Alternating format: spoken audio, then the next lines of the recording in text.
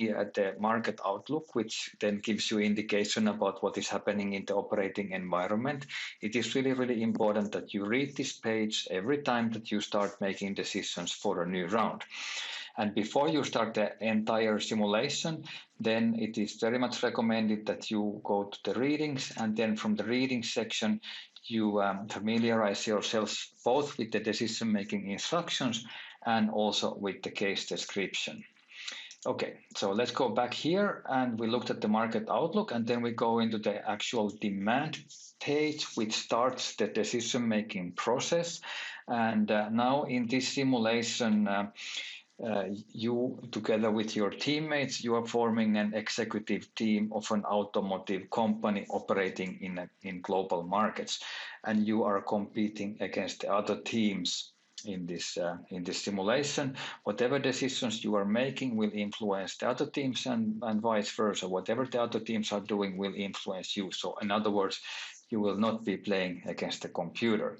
Throughout the simulation, you find blue cells, which indicate your estimations. So for example, here we are estimating the total market growth for the different global regions where we operate.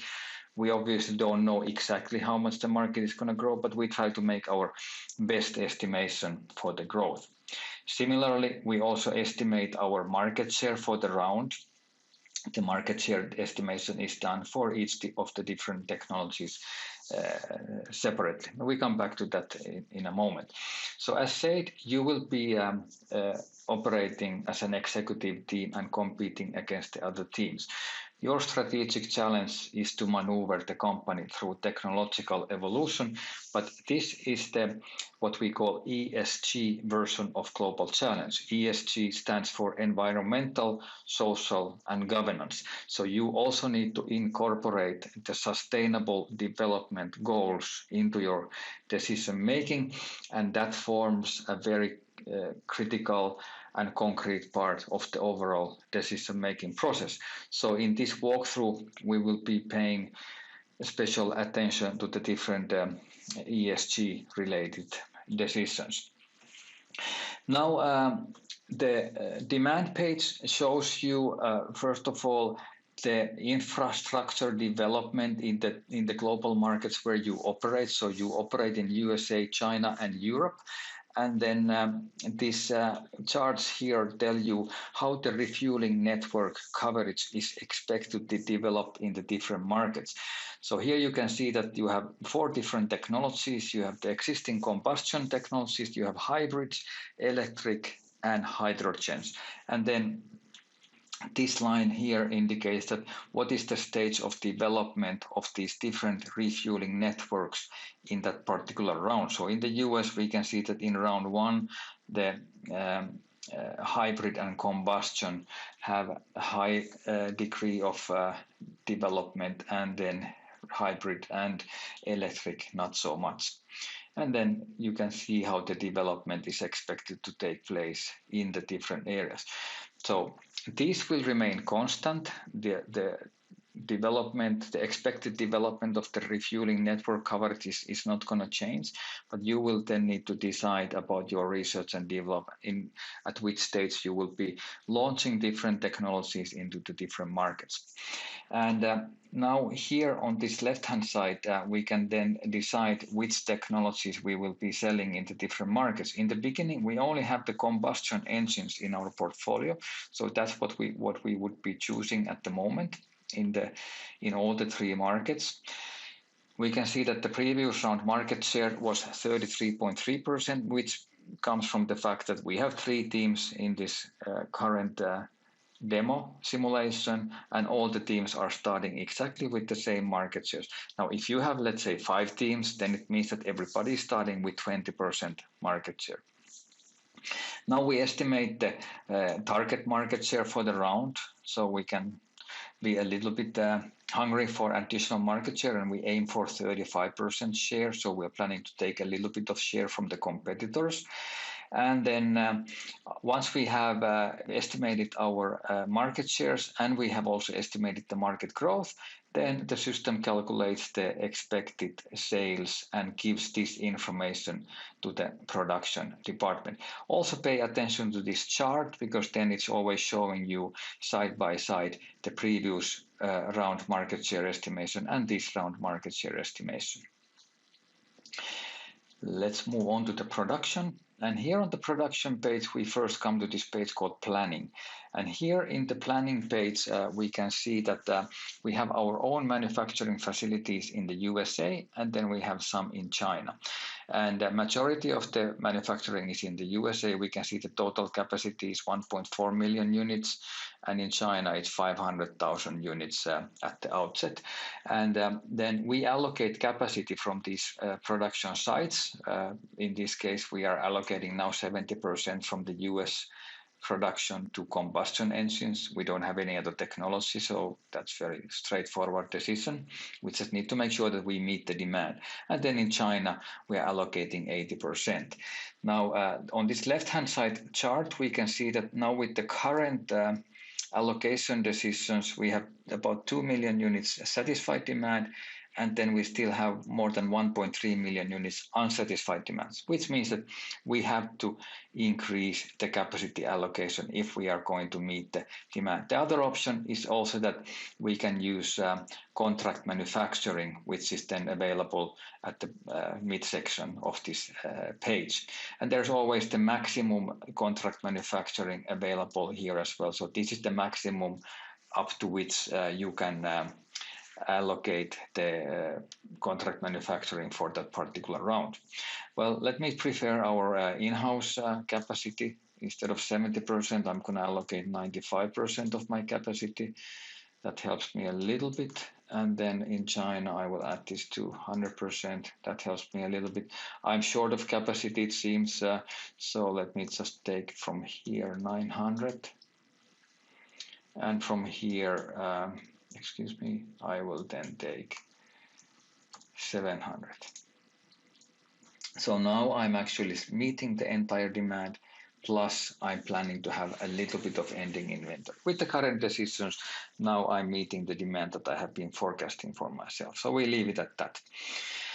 Now, besides these raw production planning decisions, then we can also make decisions related to sustainability. So one decision that we can make here is that what is the percentage of renewable energy that we plan to use in our manufacturing processes. So that percentage is given here. So higher the percentage obviously indicates that the higher is the percentage of renewable energy in our manufacturing.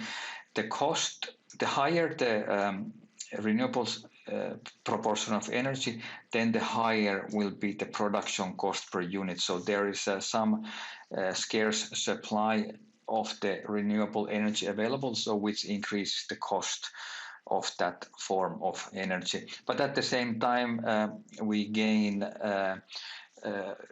sort of like sustainability points in the eyes of our customers. So being able to show that we are a sustainably operating entity, we gain some image benefit amongst the customers. So we leave it to us to decide then what amount of renewable energy we want to apply in our manufacturing. In addition to that, we can also decide about different process improvement decisions. So here at the bottom of the page, we have 3 process improvement decisions: CO2 emissions, energy consumption, and water consumption. All the details are described here. And then when we select it, then the system shows us, okay, now, for example, in this case, we would be able to reduce the CO2 emissions by 12%, temporary capacity reduction is 20%, investment cost per plant is 7 million, and then total investment cost considering the number of plants is going to be 63 million. So if we make this decision, then we need to keep in mind that it actually reduces our capacity for the round. And earlier, if you remember, we had some inventory, but again, we have some unsatisfied demand because of this process improvement decision, we are losing some capacity for the round. So always keep in mind that there are some trade-offs, short-term, long-term trade-offs when we make these decisions. But in a similar fashion, then you will go through all the different options for the process improvements, and then you can see the impact by selecting the particular option. I'm going to leave this to the CO2 emissions only for this round. And then we move on to the next page, which is inventory. So here on the inventory page, we will just then see the summary of the inventory, how much we had been planning inventory, what was the actual inventory, and so forth. So on this page, you make no decisions, but you see all the details about how your inventory is behaving from one round to another. The next page is called investments, and there we are able to then increase capacity of our manufacturing sites. On the top, we have first of all some blue cells, which allow us to make some estimations for the future demand development. For this round, we are estimating 3.3 million units. Then let's say it's going to be 3 million units for combustion, 2.5 for combustion, and then we say it's going to be 500 for hybrids, 500 for hybrids, and then we say it's going to be 500 for electric and 7, let's say 1 million. I'm betting now on these are just examples. So whatever I'm putting here, just take them as examples and you will be doing your own planning. But once we have done this, then the system will actually show us what is our expected sales in a green bar, and then what is our existing capacity. So if I believe in my sales forecasts, then I should definitely start increasing my capacity, either in USA or China or both. And now, depending on what your instructor has decided, there might be 1 round or 2 round delay for the plants. So now if I decide to invest in one plant, then it tells me that this round I have 7 plants available. Next round I have 8, and the round after that I have 9. So this means that in this particular example we have 2 period delay. Now if I increase this to 3, then we should be able to see 11 right here.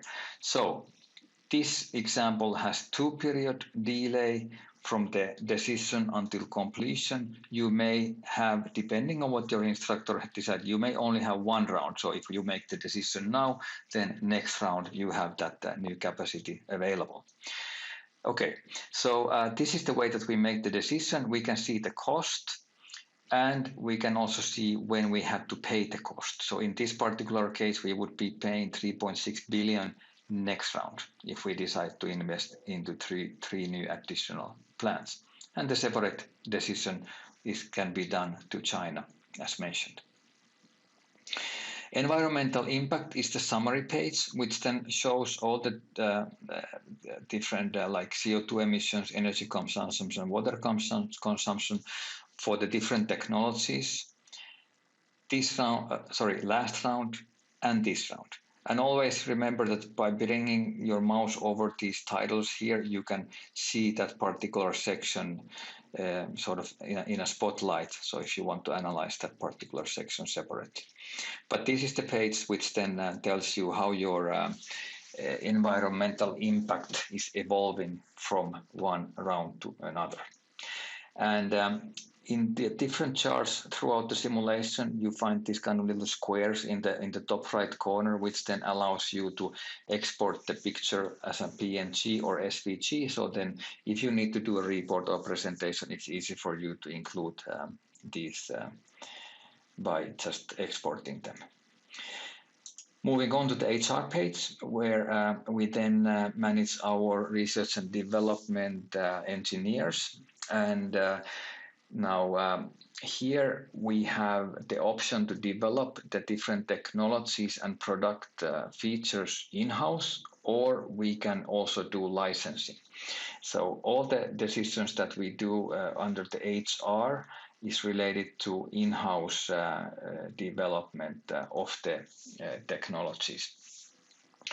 The estimation here is done about the personnel turnover. Turnover is influenced by our labor policies and salary levels, and also how well we are succeeding as a company. We can see that last round the turnover was 5.5%. So let's be confident, and it's not going to be higher than that. Then we decide what is the total number of R&D engineers who will be taking care of the in-house development. And then we decide what is the salary per month on average for this entire staff.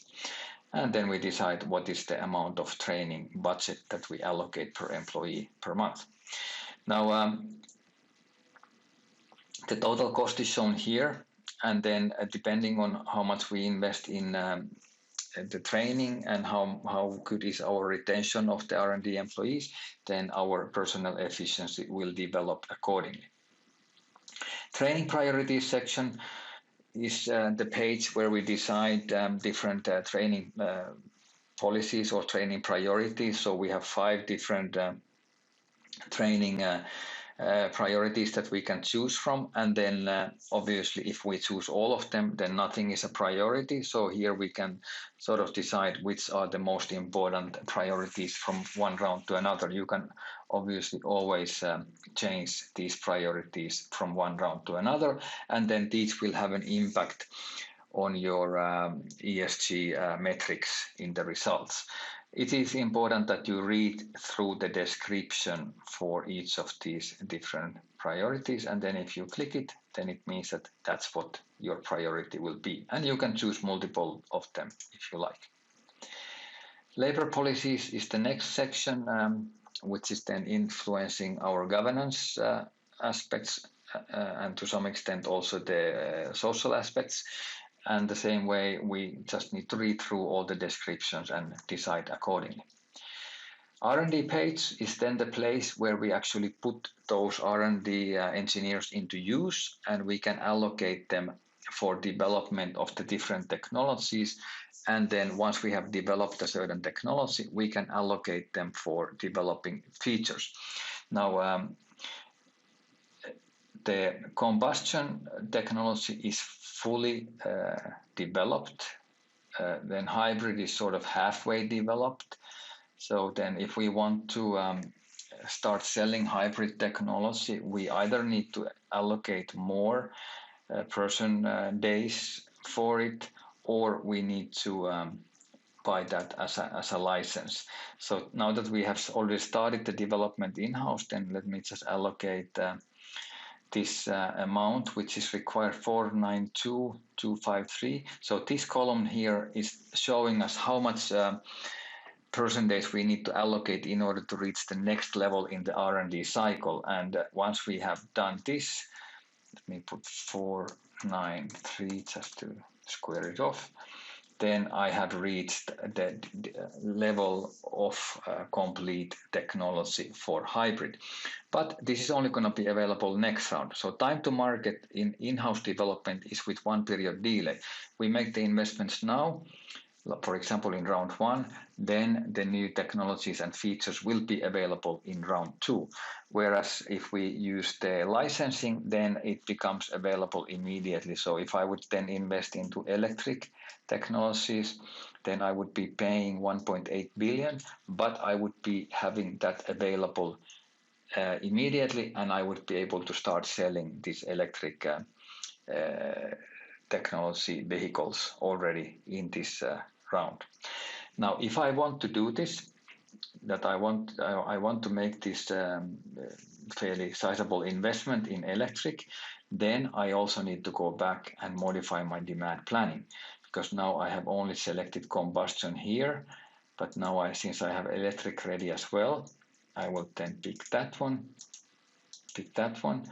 and then I need to think what kind of market share I'm going to be able to take with my electric vehicle fleet. So instead of 35% here and 35% here, which means I would have 70% from the market in total, which is just not going to happen. So don't make this mistake. Then I would be thinking of, okay, so let me say that I'm going to be selling 30% of combustion, and then I would be selling 5% of electric. And the percentage in China could be 25 and 10, so they don't need to be the same. So you can just decide whichever way you think the market is going to be developing. So once I have done this, then I would again go and start looking at my production, and I would pick the second production product line for the electric, and then I would reallocate these capacities so that I can meet my demand as well as I can. But I will not redo all the production now. Instead, I will just take this electric investment out of here, and then we move on with other topics. But keep in mind, if you decide to go and invest in a license and you get certain technology right away, then remember to go to the demand planning and also start selling that technology. Otherwise, it's kind of wasted money if you invested a lot but you didn't use it. So don't do it. And also then once you have done it, then remember to adjust those market shares accordingly so that your total market share per market is reasonable. I move on to the marketing page where we have these three different market areas: USA, China, and Europe. The structure of each page is similar. We decide the number of product features. Then we decide we decide the selling price, and then we decide the promotion budget. And then we also decide what is the product marketing strategy focus. So we have multiple different options here, and by clicking the question mark, we can get more information about it. Plus, we find more information in the manual. One thing I didn't mention on the R&D page is that once we have developed the technologies, then we are able to develop the product features. So here in this example, we have these 6 product features available for combustion already. Once we have developed the hybrid, it comes with one technology, but then going forward, we can increase the number of features, and those features we can then start offering to the customers in the different markets the way that we want. Price, promotion, and then marketing strategy focus are the decisions that we do for each market and each product. Currently, we are only selling combustion, so we don't have the second product here. At any point in the simulation, you can only sell maximum 2 technologies per market. No matter how many technologies you have developed in total, you can only sell 2 of them per market. You can sell any kind of combination, 1 and 2 in USA, 2 and 3 in China, and 3 and 4 in Europe, or whatever, but only 2 per market, so keep that in mind. Here we can also see the like a product cost calculation or the profitability calculation per product. Once we have decided the pricing and so forth, then we can see what kind of gross margin we are expecting to make from this product. And now if I go and change the price, for some reason I need to cut the price. It's been 18,500 and I'm expecting to make a 576 margin. If I can charge the same as last year, 18.5, then my gross margin would go up significantly, almost to 3 billion. So this is an important thing that you need to keep in mind when you decide your pricing. Always check what's going to happen to your profitability when you make changes here. So similarly, we do the decisions in China and Europe. In China, the currency is Chinese yuan or renminbi, and then in Europe, the currency is euro. Data collection is linked to our ESG. So here we decide about how we go about the personal data management or data collection of personal information. That is described here in detail. Then we decide what to do, and then we decide what to do about public ESG reporting and disclosure. Logistics is the next page where we can then decide that in which order we satisfy the different market areas. USA, Europe and China is the current choice, and we can find any combinations here, which then means that if I run out of products globally, then whatever is number 3 will be cut out of supplies first. Tax page This may or may not be available if your instructor has decided not to include the transfer pricing decisions into your simulation, then you will not be seeing this. But if it's there, then the idea is that you manage the global effective tax rate by these transfer pricing decisions. So you set the transfer price with this kind of multiplier. So multiplier 1 means that when we are shipping from USA to China, the cost is the direct cost of production. If the multiplier is 1.3, then the cost is 1.3 times the direct cost of production. The minimum level always is 1, so we cannot sell below the direct cost of production, and the maximum level is 2. And then by changing these figures, then we are able to see how the profit before taxes is changing in the different areas. And then we can also obviously see what is the amount of profit per year in the different areas. Now, last page is finance. And on the finance page, we manage the capital structure of the company, plus we manage the liquidity of the company. So this is the page that we want to do as a last step in the decision-making process. We can increase or decrease long-term debt. We can issue shares if we have to. We can buy back shares if we can. And then we can also make dividend payments. Plus, we are able to move money between the different operating entities. So we have these three judicial entities, one in USA, one in China, and one in Europe. And in this case now, it seems that there's quite a lot of cash in Europe. So, and that's not doing much anything there, so I could just decide to bring it back. 6 billion. So now I have moved all the extra cash from Europe to the US, and then in the US I can decide how to spend that cash. I can pay off some existing loans, or I can pay that as a dividend, or I can basically even buy my shares back if I want to. But that's part of the liquidity management. And sometimes I may also need to move money to other regions if I'm making investments in those areas. Then one more page is these projections. So at any point when you make decisions at any of these pages, you can click these projections, and then you can see what is your expected profit. So you can see the global consolidated statements, you can see the statements for each area separately, plus you can see the balance sheets, some financial ratios, and also the simulation parameters. So keep an eye on how these pro forma statements are developing when you are making decisions. Now, based on the decisions that I have done here, as an example, I seem to be improving my profitability very handsomely. Whether this is realistic or not, I don't know. Most likely it's not realistic, but this is how the pro forma statement is looking like at the moment.